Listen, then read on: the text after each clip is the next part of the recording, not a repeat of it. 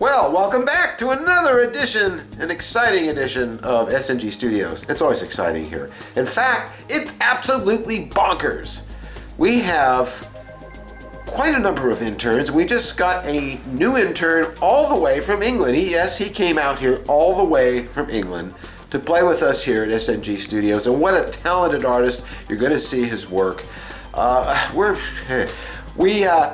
We have a christening for the new Enterprise model built for the Museum of Science Fiction that will be held in Washington, D.C. And they're having their Escape Velocity event, which you'll want to participate in. That is a convention of sorts, and for the Museum of Science Fiction.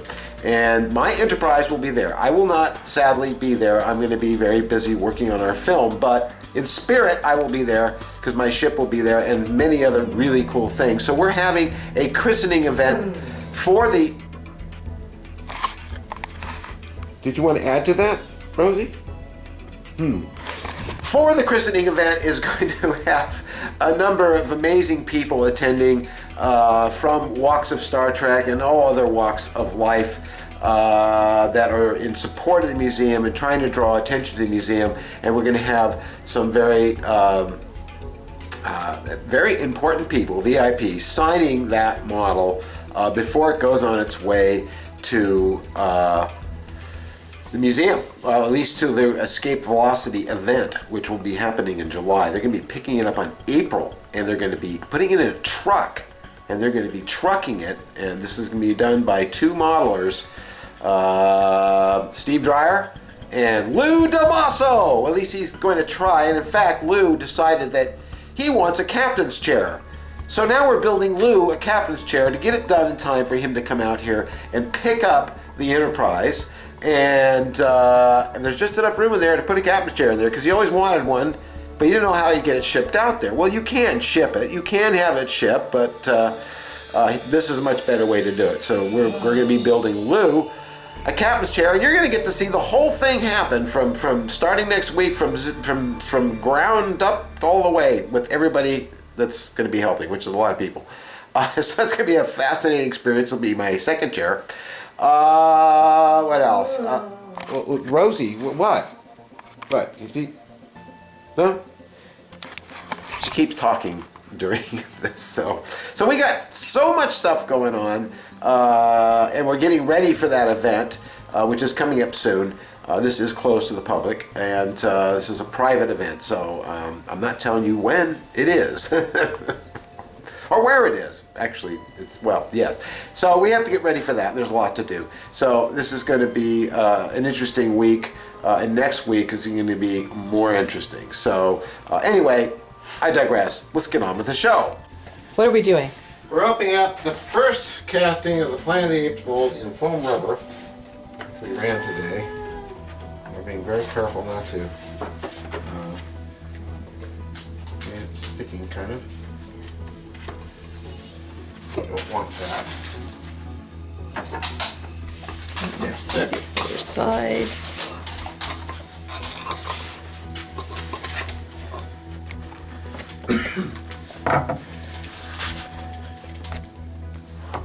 Alright, so far so good. If you look down in there, you can see there's the foam rubber.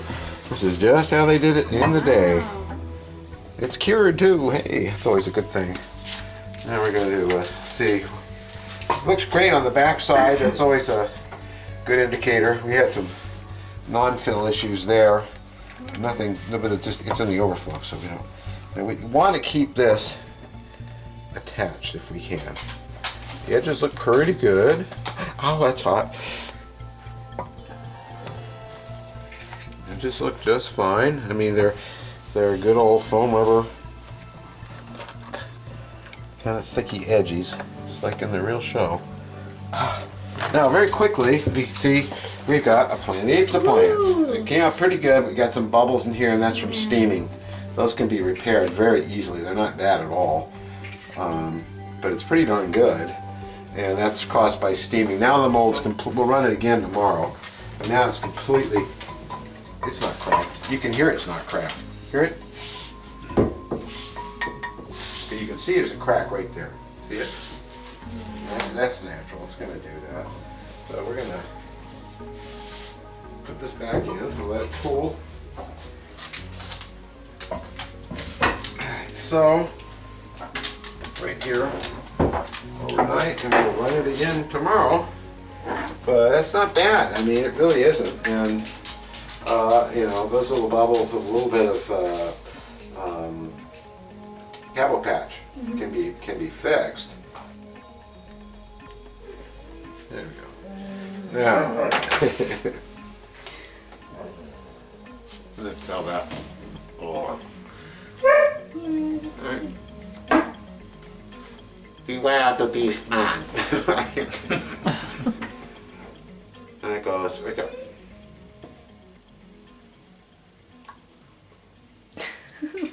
Don't look for it, Taylor. So here we are running foam rubber. I'm going to put in there and get another plants out of the mold. And we got this schedule here that we follow. We're in a cold room today, and that shows you pretty much what we have to do. This is the amounts of material that go in it. And this is GM foam. The GM stands for Gil Moscow. And now we go down to the ultra refining and we turn this for 5 minutes. This gets rid of all the little bubbles in the foam. Okay, well I didn't get to show you the foam going in the oven. Next time, well, the foam going in the mold. Next time I will hook up a tripod. But it's in the oven and it really came out well. And we're going to bake this for 3 hours. And then open it up and pull out another one of these. So here's my Nautilus, and one of the things that's really lacking from the angle one is these. All these vents, not to mention the rivets, and well, all this stuff down here and there and there. But I'm attempting to put those on this model, and what I've done is taken pictures with my iPad of these grills and making them correspond to the slightly smaller model when I've made some templates up.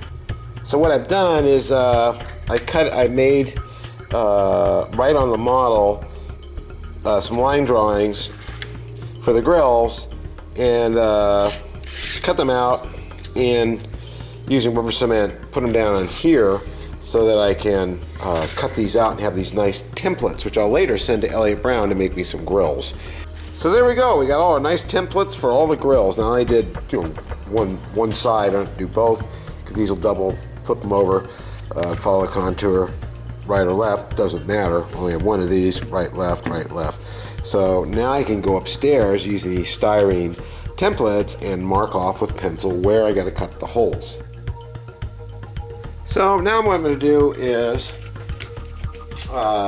remove this to start with. I made a line as to where the edge of the actual bridge is, wheelhouse, whatever you like to call it.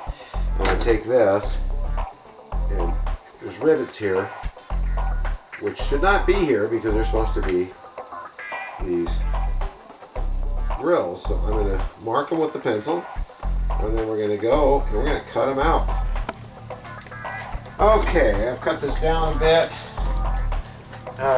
We should have some space either side, which it appears we do. So it goes right there. And we're going to cut the marks for cutting this hole out.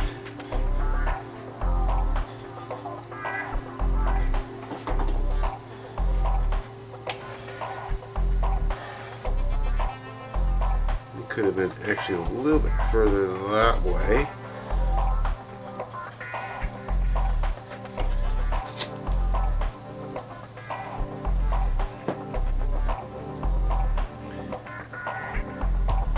And we'll cut to the inside of these. So we have that one now, and that leaves two left. That's right, 2 more.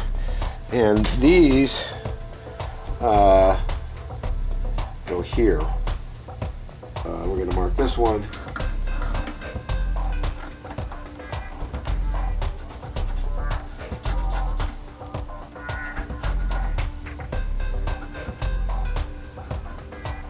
And always, when you're doing this, cut to the inside so that you know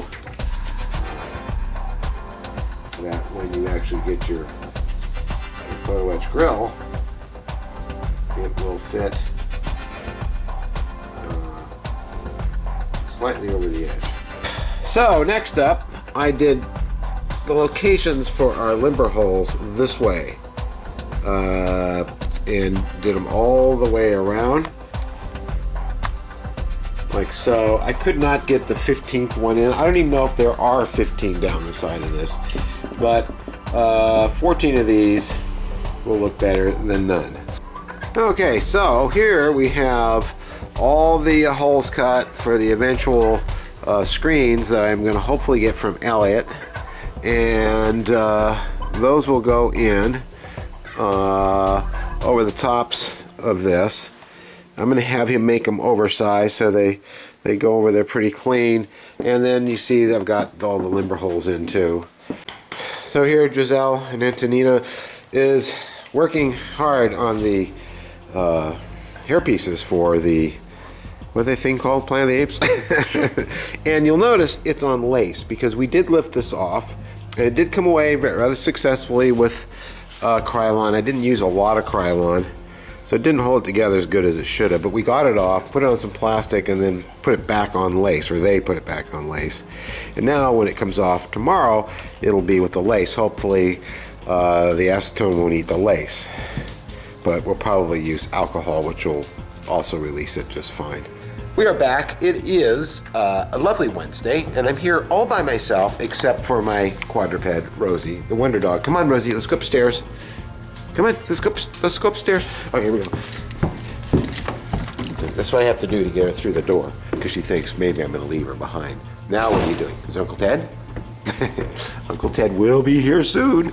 Anyway, as I digress, it's Wednesday, and we are pushing hard on the Nautilus.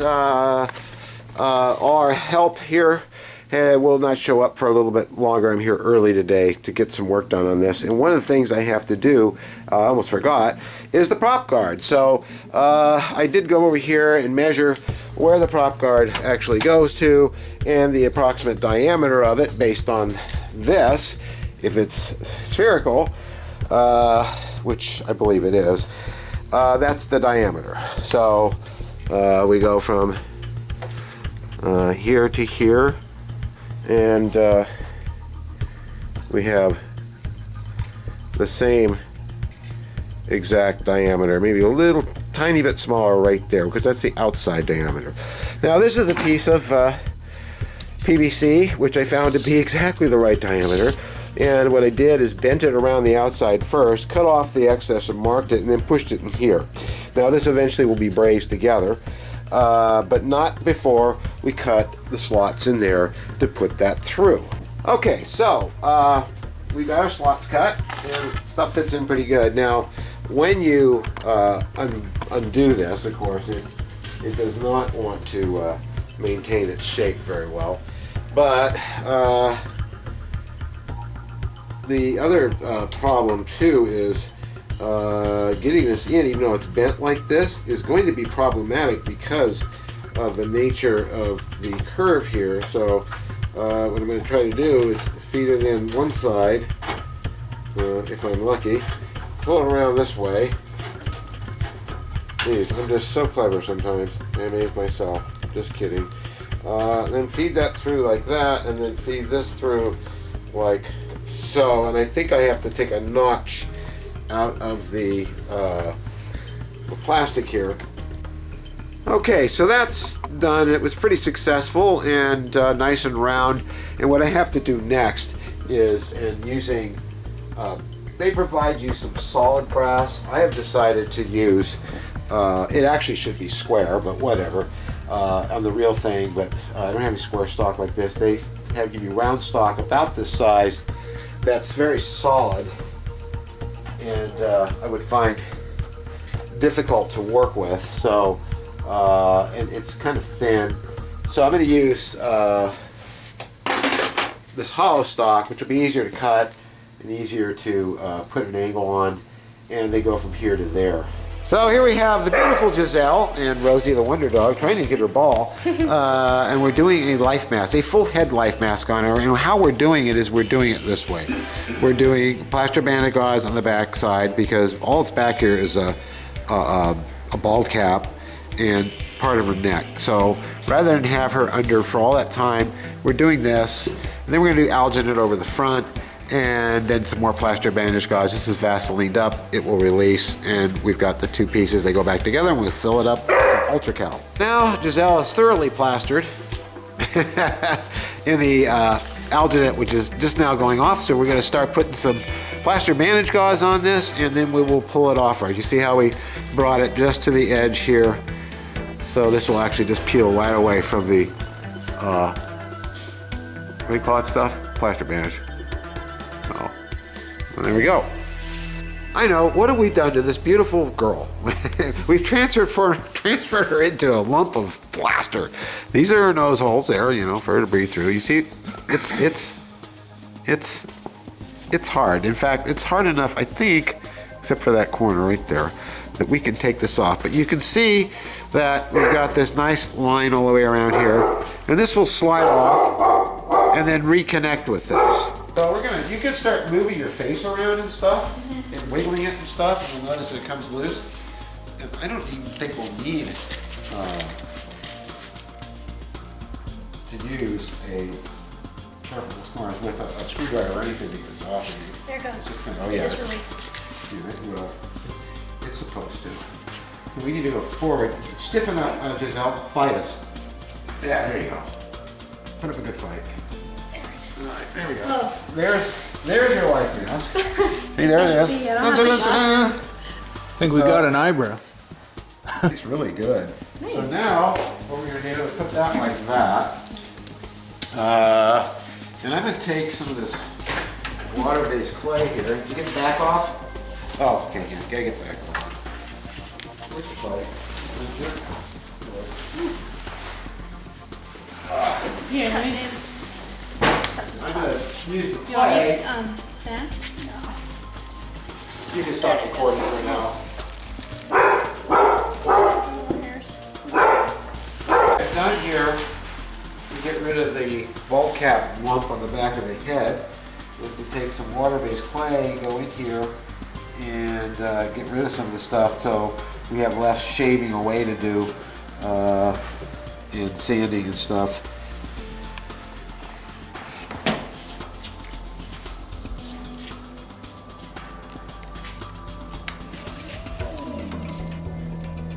Popsicle stick. Poke it into the ears so I think you kind of shake it, slosh it. Do everything I can to make sure I have no bubbles and everything's in there really nice and roll it around. Nice even coating. Whoa! Too even. Okay, so there we have it sitting in there.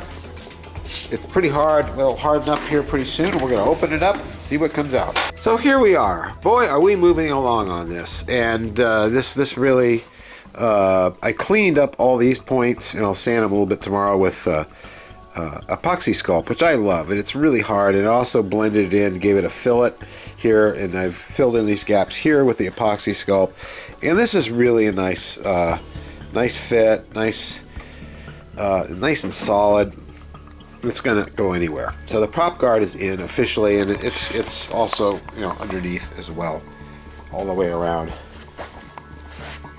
So that's really good. And that was a big thing to do. So now the next thing I'm going to do is sand this down a little more. I'm going to put back all the rivets. I'm going to put all the rivets that go in here and here and here and here and here and here and here and here.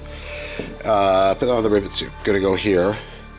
Put on the rivets that are going to go on here, because there's rivets that go on there as well. And put them all on and get this painted all primer entirely and paint the entire top section of the boat. And then I'm going to flip it over and I'm going to do the bottom. Oh, there you go. So we're going to open this up very carefully. The main thing I'm going to do is get the plastic bandage off first. And let's spin it loose. And we got that loose. This one's come right off. But I want to leave the... this is the other thing that the plastic bandage does over the fiberglass stuff, is that the fiberglass stuff gets really hard and you can't flex it at all. The first life mask ever. And undoubtedly not her last. Oh, just wow. sort of flew off there, didn't it? Oh, we got a big air pocket there. And a little bit of missing ear there. Not too bad. There's the spot where we fixed. It'll all be fixed. Okay, so there's the life mask. We cleaned it up a little bit. A lot more has to be done to it. Got the ears. And Giselle has a smile on her face. Now, a smirk, which we have to correct or make another life mask, so we're going to correct it. You can see what the clay did to correct the cranium shape. Got rid of the bald cap bulge from her hair in the back, so it's really a good life mask because it's very, her head's very straight, everything's exactly the way it should be, except for your little smirk.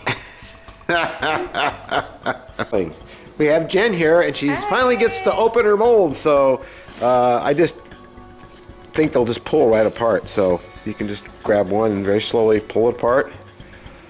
Oh, goodness. What? It'll come apart easy. There's just clay in there and soft rubbery stuff. There's nothing to break. Come on. There you go. Just don't be afraid. Just pull it open. It'll open easy. You can kind of see where it's coming from. You can just slide it right out. It's going to take the whole centerpiece with it, which is fine. That's beautiful. And then this guy? Yeah, see, the ear is facing this way, so you probably can just slide the whole thing right off. Just like go that way. Like this? Yeah. Yeah, we'll just grab it and just pull. And the ear will stay there. We did get some air pockets up behind the ear. Okay, we're gonna open the second one. Just go ahead and pull. Oh, you can do it. That one's just gonna come right out of there and break off. And let's pull that whole thing out. Oh. Grab it like in a very thick area. Well, just like that. I always have to get my hands in there. And I'm doing it with one hand, which is silly. I got it. Now just flex that and pull that out. Should just come out real clean.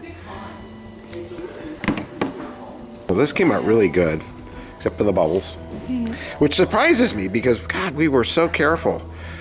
But that's the nature of silicone. So now what has to happen, you have to clean them off, and then we're going to do some tests with releases, and we might be able to run some silicone in these today and get a pair out by tomorrow. Now here's something I've been wanting to do for a long time, and ever since I saw it on when I was working on the Planet Apes TV show, and I was made privy to the prosthetics back then, how they were stored. This is vacuum form life mask. So that's what they did, and they would put the actor's name or actress on it, and this is a very good way to store the prosthetics so they did not get distorted. So, and I did that also for the Klingon forehead piece, and I'm going to do a bunch more of these because we're going to be doing lots more prosthetics. And we have a new intern here, and his name is Paul Butcher. Hiya. All the way from Sunny UK. That's right, sunny UK. So it's great to have you here. Thank He's you. going to be here for what? 3 months. 3 months. Yeah. And he's an incredible artist. He brought some examples of his art. You might want to shuffle through Sure. these. I mean, this is incredible work, Yeah. And black sails as well. which I don't know anything about. Stars Black Sails. I'm gonna find really out. worth a watch. Nobody Star knows. Wars. Nobody knows what that's from. No, yeah, no idea. Just a small science fiction show. And my least favorite animal in the whole world, a great white shark at that. That's just amazing. And these were all done, you know, I love the depth of field too. It's just incredible. These were done in what medium? This is Createx acrylics. Createx acrylics? Createx acrylics, Right, yeah. right. Specially designed to run through an airbrush. Wow. Yeah, so I used that, and I used the X-Acto knife to get It this looks detail. like it looks like, really, that looks like it looks like a silicone appliance. It's a really wonderful effect. It is. It really is. And then for the Astonishing. Star Trek fans. Yeah. Yeah. The two Kirks. And Yeah. the And the third one. Yeah. Yeah. And the Amazing. Doctor. There we go. And it was designed as a triptych as well. Wow. Incredible. And what's behind it? And behind it is Robert Downey. Wow. Jr. That's just incredible. Oh, well, thank you for sharing Thank that with you. us. And thank you for being here. And he's My been pleasure. watching me do vacuum forms and stuff. And you are doing an incredible job on these. They're really, really nice. And of course, these are in a lace. And hopefully tomorrow we'll be able to remove these. And these will be our reusable hair pieces for Planet of the Apes, or possibly even a werewolf up the road. And Giselle is working on Me. her life mask, getting all cleaned up, because what we're going to be doing is mounting this on a back plate, and then we're going to be pulling off different sections of it for the creature that I'll be doing on her for But Something's There. Over here we have the ear molds for Paul Forrest for his Spock ears, which came out just great. She did a really good job on it, and we've been testing on the back side of this Baldies and different mold releases to see what really is going to release well from this surface here. We know it's going to release no problem from this because nothing will stick to this, but we're being careful with this to make sure that we get a good release before we actually put it on this side to encapsulate the silicone appliances, which will be running this week. So the Nautilus is all primered up finally, and it's interesting, the rivets here, how they kind of go up and around this when they really should go straight across, I think, but whatever. These are the test rivets I did here with the acrylic fabric paint, which basically are indistinguishable from the other kind. So here we are with Paul, and we've got a little tiny inky dinky shuttle that we're going to put in the hangar bay, and I want it in the bay before we have the ceremony, christening ceremony later next week for this model. And so he has kindly offered to help us get that built, and this was sent to me by a friend on Facebook, not Facebook, on the Prop Replica Forum years ago, and it's been so long, I'm drawing a blank on your name. If you're watching this video, please let me know so I can give you credit. You sent me 2 of these in the move. We've lost the nacelles and stuff, but we're finally going to finish it. And what we just found out by looking at the actual blueprints is that your model is absolutely dead scale really is. accurate. It It's really an is. incredible job, and we've got some L.A. Brown's photo etch parts that we'll be able to put on it, so we're going to have a nice little shuttle in the bay, and that's one of the first projects that Paul's going to work on. Yeah, fabricating the little flight pods. Yeah. It's gonna. Yeah, we have brass with the what do you call that? Not serrated. Corrugation. We have these corrugated panels that can be wrapped around object that give it those little lines that the actual nacelles have that Elliot made for us, photo etched, and a bunch of other stuff. So Paul's going to make the missing pylons and the nacelles for it, and we're going to put it in the model. We'll probably also take these into Photoshop, the markings, and make some real tiny little decals for it, I guess. So John, how are we doing? It looks like that hand's just about done. It's just about done. There's a couple of little details, the little holes have Right. kind of come back as I was Oh yeah. working things around. No, it here. does that, absolutely. It's the nature of it, but I think we'll call it done today, and I guess we'll do a mold on Monday, which you'll find interesting. Yeah, I'll bet. There's that, and then of course, just the back of the hand. Mm-hmm. I want to clean that up a little. There's still some sharp raised bits. It But looks really good to me. You're doing a good job. We need to get this one done, and we'll show you how to make a mold on that, so you learn that. Then we're going to move you on to something else. Okay. Well, ladies and gentlemen, this is a lot of rivet. In fact, when I was doing the rivets, I kept going rivet, rivet, rivet, rivet. And then Big Dave, my dear friend Big Dave, and a fantastic modeler as submarine modeler extraordinaire, said, gee, You sound just like Kermit. Really, Kermit sounds like me. anyway, wasn't that a joke? Anyway, so, you know, I got all the rivets on top side and leave a lot of them down underneath. And frog eyes are on, or crocodile eyes are on. Pretty much everything except the ladders are on here. And so what I'm going to do now is just do the base paint job on the top side, and so that's completely finished off. And then we're going to go underneath and do the rivets next week and finish off the whole bottom on this. So, but doesn't it look better even now, just with all the black rivets? Because it had no rivets on the rakes at all, none, zero. It had no rivets down here. It had no rivets in there. It just looks so much better. They're not exactly Canon, but they look fantastic. So let's put a coat of primer on this.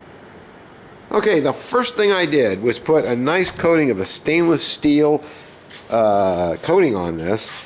Reason being that I wanted to give it the effect of having metal plating.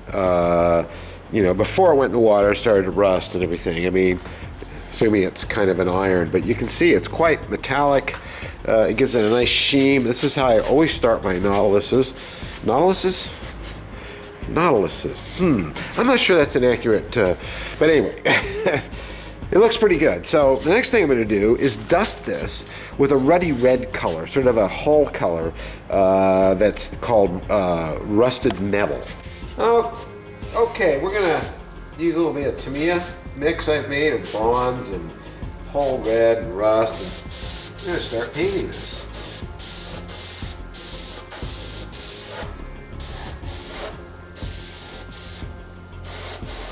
This is the fun part.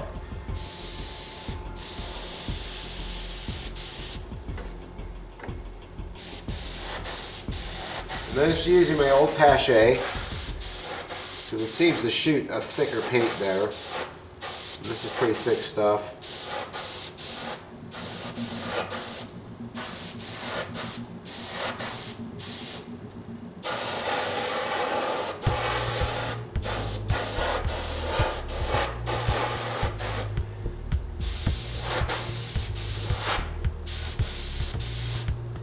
This is pretty much how I painted mine. So I'm going to go around, I'm going to do all of this, and then go back over with some darker colors and run some rust. I have some interesting stuff that Smith Brothers found, and they weren't going to sell. It was old, but it was still good. It's called Real Rust or something like that, which we're going to see what that does on this. It's actually rust in a bottle. It's like an alcohol bottle. We'll show it to you in a minute here. It's starting to look pretty neat, huh?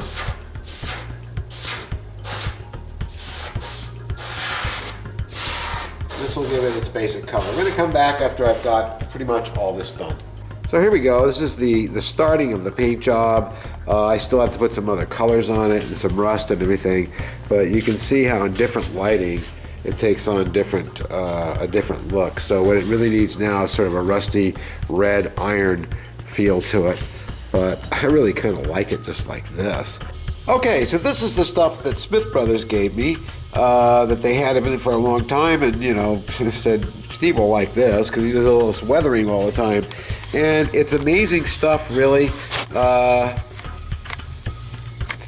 And I just put a little bit down here, a Q-tip, and then I just been kind of going along and just like, you know, putting it in certain areas like so, and just kind of letting it run and do its thing, and when it dries it looks like that, and it is real rust. So once I seal this in with some what do you call it, clear coat, it will hold it in. So but it's just it's maddening. It's so cool. I just, where has this been all my life? You know, you put a little bit on like that. You can see I put some here, how it rusted those. I want to put a little bit more. And then in a minute or so, it'll dry, and it just looks well, it is rust. So you can see how it runs naturally, pretty much the way rust does run. There is some stuff that doesn't work that way. You can always take it off with water, and if you don't like something, and do it again. I think it's alcohol based, and I believe it's just rust with alcohol or something. I'm not sure. It says real rust, but it may not be. But I know one thing, that looks really good. I mean, really, it's fun too, because it's like, ooh, look, I can really rust this thing. So back upstairs on the building table, and you can see in this color temperature, these lights are not blue. They were used to do graphics up here, so all the lights are set for very warm color temperature, and you can see the rust very well and how it shows up. It's pretty darn cool. I mean, the limber holes look great. On this side, there is no rust. There is no. On this side, there is not rust, or there isn't rust, and you can see the difference on the two sides. But where I did put the rust, it really shows. So, I mean, look at that. It looks just like rust. Because I guess, technically speaking, it is rust suspended in alcohol, which, you know, I don't know how safe that is. Luckily, I had a tetanus shot.